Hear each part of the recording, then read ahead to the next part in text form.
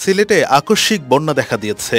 ভারতের উজান থেকে নেমে আসা পাহাড়ি ঢলে জেলার গোয়াইনঘাট, জৈন্তাপুর, কোম্পানীগঞ্জ ও কানাইঘাট উপজেলার বেশিরভাগ নিম্নাঞ্চল প্লাবিত হয়েছে। এসব এলাকার অনেক সড়ক ডুবে যাওয়ায় যান চলাচল ব্যাহত হচ্ছে। বৃহস্পতিবার এই আকস্মিক বন্যায় দুর্ভোগে পড়েছেন এ সকল উপজেলার কয়েক লাখ মানুষ। পরিবার পরিজন, গবাদি পশু নিয়ে বিপাকে পড়েছেন তারা। স্থানীয় প্রশাসনের পক্ষ থেকে খোলা হয়েছে আশ্রয়কেন্দ্র।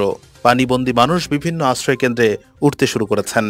এর আগে বুধবার পানি উন্নয়ন বোর্ড জানায়, সুরমা নদী কানাইঘাট পয়েন্টে বিপদসীমার 85 সেন্টিমিটার, কুশিয়ারা নদী ঝকিগঞ্জের অমূলশীত পয়েন্টে বিপদসীমার 37 সেন্টিমিটার এবং সারিগুয়াইন নদী জৈন্তাপুরের সারিঘাট পয়েন্টে বিপদসীমার 53 সেন্টিমিটার উপর দিয়ে প্রবাহিত হচ্ছে।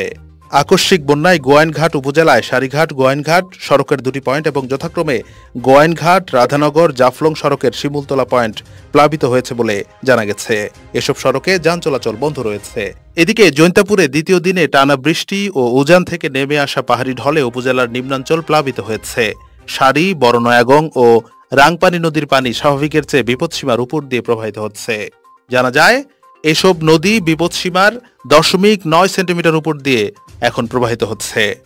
টানা বৃষ্টি অব্যাহত থাকায় বন্যা ও পাহাড়ি ঢলে পানি আরও বৃদ্ধি পাচ্ছে। এই বৃষ্টিপাত অব্যাহত থাকায় বন্যা দীর্ঘস্থায়ী হওয়ার আশঙ্কা করছেন স্থানীয়রা। এতে পানিবন্দী হয়ে পড়েছেন নিজপাট, জৈন্তাপুর ও চারিকাটা ইউনিয়নের নিম্নাঞ্চলের বাসিন্দারা। এছাড়া বন্যায় পরিস্থিতি খোঁজ রাখছেন প্রশাসনের কর্মকর্তারা। উপজেলা নির্বাহী কর্মকর্তা বলেন, পাহাড়ি ঢল টানা বৃষ্টিতে সৃষ্ট বন্যায় নিম্নাঞ্চল প্লাবিত হচ্ছে। আমরা বন্যার পরিস্থিতি পর্যবেক্ষণ করছি এবং নিম্নাঞ্চলের জনসাধারণকে নিরাপদ আশ্রয়ে গবাদি পশু সরিয়ে আনতে বলা হয়েছে। এছাড়া জনসাধারণকে সতর্ক থাকতে পরামর্শ দেওয়া হয়েছে। পানি উন্নয়ন বোর্ড সিলেটের নির্বাহী প্রকৌশলী বলেন, আমাদের নদ নদীর পানি বৃদ্ধি পায় মূলত উজান থেকে নেমে আসা ঢলের কারণে।